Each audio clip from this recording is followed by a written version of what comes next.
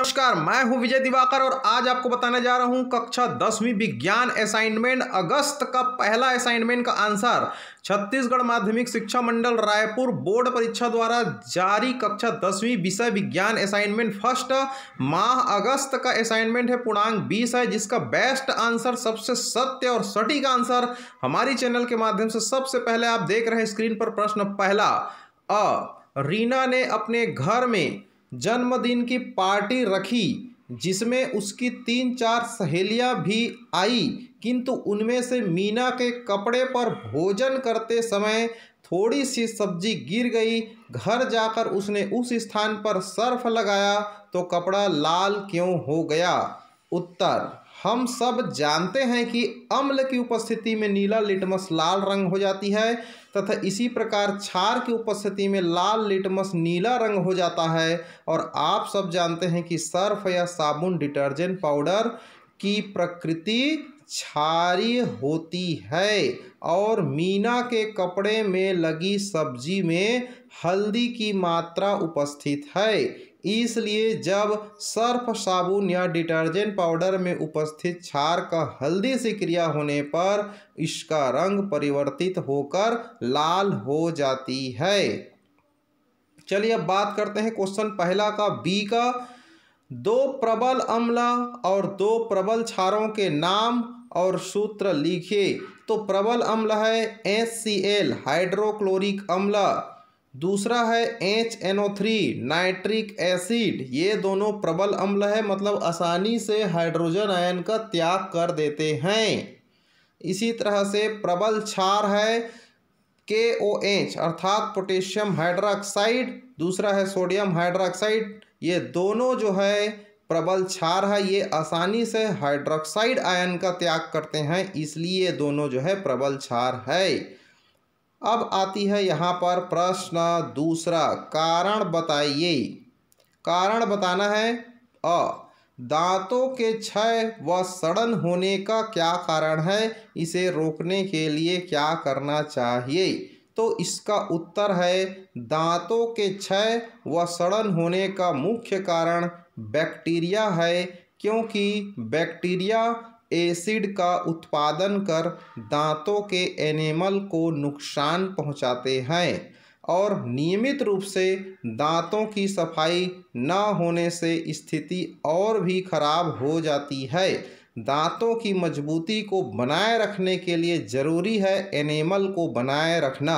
हमारे शरीर में काटने के बाद खून, बाल, टूटी हड्डी में एनेमल फिर से विकसित हो जाती है, परंतु दांतों के एनिमल एक बार खराब होने पर दोबारा विकसित नहीं हो पाता। दांतों का सड़न या क्षय रोकने के लिए उपाय। पहला बिंदु, हमें दिन में सुबह ब्रश और रात खाने के बाद फिर से ब्रश करना चाहिए। दूसरा, खाना खाने के बाद अच्छी तरह से कुल्ला करनी चाहिए। तीसरा, हमें मीठा ज़्यादा नहीं खाना चाहिए, मीठा चॉकलेट खाने से दांतों का एनेमल नष्ट होता है। चौथा, अच्छी क्वालिटी का टूथपेस्ट इस्तेमाल करना चाहिए। बीच बीच में नीम पेड़ की टहनियों का दातुन करना चाहिए। अब आती है प्रश्न दूसरा का, ब। धान के उत्पादन में अनुकूल मिट्टी का pH मान 5 से 8 के मध्य क्यों होना चाहिए? तो इसका हल है, खेतों का अच्छी फसल होने के लिए मिट्टी का pH मान 5 से 8 के मध्य होना जरूरी है, क्योंकि हम जानते हैं कि pH मान बढ़ने से क्षारीयता बढ़ती है। pH मान 5 और 8 के बीच होने पर मिट्टी में पर्याप्त क्षारीयता और पर्याप्त लवण की मात्रा बनी रहती है, फलस्वरूप फसल की पैदावार अच्छी तरह होती है। इस pH मान को नियंत्रण रखने के लिए खेतों में गोबर खाद का अधिक से अधिक इस्तेमाल करना चाहिए। जैविक खाद का प्रयोग करने से pH मान नियंत्रण में रहती है। चलिए, एक आप सभी बच्चों के लिए विशेष सूचना है। आप सभी प्यारे स्टूडेंट्स से निवेदन है कि सभी विषयों के प्रश्नों का उत्तर वीडियो प्राप्त करने के लिए हमारी चैनल विजय दिवाकर को सब्सक्राइब करके बेल आइकन घंटी जरूर दबाएं। डिस्क्रिप्शन बॉक्स में हमारे व्हाट्सएप ग्रुप है, ज्वाइन करें। लिंक टच करके सभी दोस्तों को शेयर करें और एक लाइक ज़रूर कर दीजिए। आपका सहयोगी विजय दिवाकर। सिर्फ व्हाट्सअप करें, कॉल ना करें। 7828276854 स्टूडेंट हेल्प ग्रुप ज्वाइन कर सकते हैं। एजुकेशनल और इम्पोर्टेंट वीडियो पाने के लिए आप हमें व्हाट्सअप कर सकते हैं। चैनल को सब्सक्राइब करके बेल आइकन घंटी जरूर दबाइए ताकि आपको इम्पोर्टेंट वीडियो का उत्तर मिलता सके। चलिए प्रश्न तीसरा, 37 डिग्री सेंटीग्रेड ताप को फ़ारेनहाइट में बदलिए। उत्तर है, दिया गया तापमान सेल्सियस में है तो C बराबर 37 डिग्री सेंटीग्रेड, और हम जानते हैं सेल्सियस और फ़ारेनहाइट में निम्न संबंध होती है। C/5 बराबर F-32/9। C का मान 37 डिग्री रख देने पर 37/5 बराबर F-32/9। तिर्यक गुणा करने पर 37/5 में 9 का गुणा हो गया बराबर F-32। 37 को 5 से भाग दे दिए तो 7.4 गुणित 9 बराबर F-32। तो उसको गुणा करने से 66.6 धन 32 बराबर F का मान आ गया 98.6 फ़ारेनहाइट तापमान, अर्थात 37 degree centigrade equal to 98.6 degree Fahrenheit दोनों ताप। उत्तर। प्रश्न चौथा, नदी किनारे की रेत दिन के समय गर्म लगती है जबकि नदी का पानी गर्म नहीं लगता है, क्यों?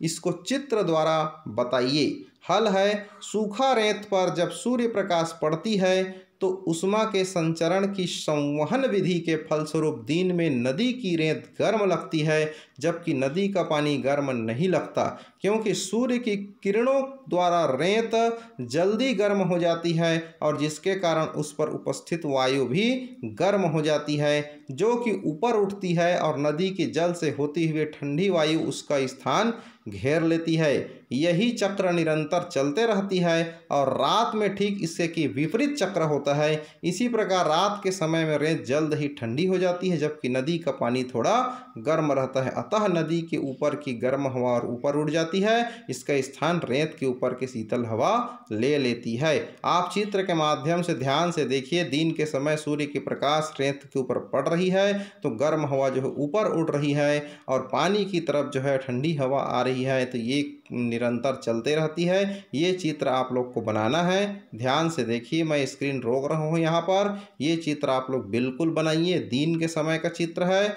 इस चित्र को अच्छे से आप लोग बना करके प्रोजेक्ट फाइल में आप लोग अपने विद्यालय में जमा कीजिए, कलरफुल चित्र, ताकि आपको और अच्छा नंबर मिल सके। ये चित्र है, रात के समय का चित्र है, इस तरह से आप लोग को बनाना है ताकि आपको एक और अच्छा नंबर मिल सके। चलिए यहाँ पर अब बात करते हैं यहाँ पर विशेष सूचना। सभी स्टूडेंट से निवेदन है कि से सभी प्रश्नों का, सभी विषयों का, सभी कक्षाओं का, हिंदी, अंग्रेजी, गणित, विज्ञान, संस्कृत, सभी विषयों का, इकोनॉमिक्स आपका क्लास 12 का, कॉमर्स वगैरह का, भूगोल का, ज्योग्राफी वगैरह, हिस्ट्री, सोशियोलॉजी वगैरह, फिजिक्स, केमिस्ट्री, मैथ्स, बायो, सभी विषय का असाइनमेंट को उत्तर प्राप्त करने के लिए हमारी चैनल विजय दिवाकर को सब्सक्राइब करें, बेल आइकन की घंटी जरूर दबाएं, पसंद आए तो लाइक करें और शेयर जरूर करें। आपका सहयोगी विजय दिवाकर। प्रश्न पांचवा, अ समवृत्ति लक्षण किसे कहते हैं? उत्तर, कुछ अन्य लक्षण जैसे तितलियों और पक्षियों के पंख का कार्य समान है पर उनकी उत्पत्ति एक समान नहीं है। जीवों का ऐसा लक्षण जो आधारभूत रचना या मूल रचना या एक दूसरे से भिन्न भिन्न हो परंतु कार्य एक जैसे हैं, ऐसे लक्षण को समवृत्ति लक्षण कहते हैं।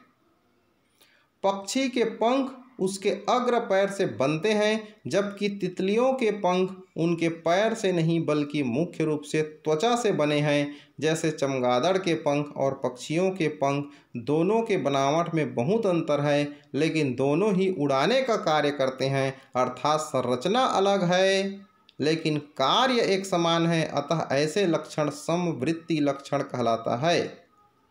प्रश्न पांचवा का ब, डायनासोर के विलुप्त होने का क्या कारण है? ऐसा माना जाता है कि डायनासोर का विलुप्त होना एक ऐसी पहेली है जिसने वैज्ञानिकों के ध्यान को पिछली एक सदी से अधिक समय से अच्छी तरह से उलझाकर मोहित किया हुआ है। हम पृथ्वी पर विशाल सरीसृप के जीवाश्म अवशेष पाते हैं और आज हम इन जीवों में से किसी को भी जीवित नहीं देखते हैं। ऐसा सामान्य तौर पर माना जाता है कि डायनासोर पृथ्वी से 6.6 करोड़ वर्ष पहले धरती पर उल्का पिंड के प्रभाव की वजह से विलुप्त हो गए थे। नए अध्ययन से पता चला है कि पृथ्वी के प्राकृतिक जैव विविधता में विषमताओं और भौगोलिक आपदा घटनाओं के कारण डायनासोर की प्रजाति विलुप्त हो गई। इस तरह से उत्तर आपको लिखना है प्यारे बच्चों। आप सभी से विशेष निवेदन है, सभी कक्षाओं के असाइनमेंट प्रश्नों का हल का उत्तर वीडियो प्राप्त करने के लिए हमारे चैनल विजय दिवाकर को सब्सक्राइब करके बेल आइकन की घंटी जरूर दबाइए, ताकि आपको परीक्षा में आने लायक सुपर मोस्ट इम्पॉर्टेंट क्वेश्चन का भी वीडियो मिल सके। धन्यवाद।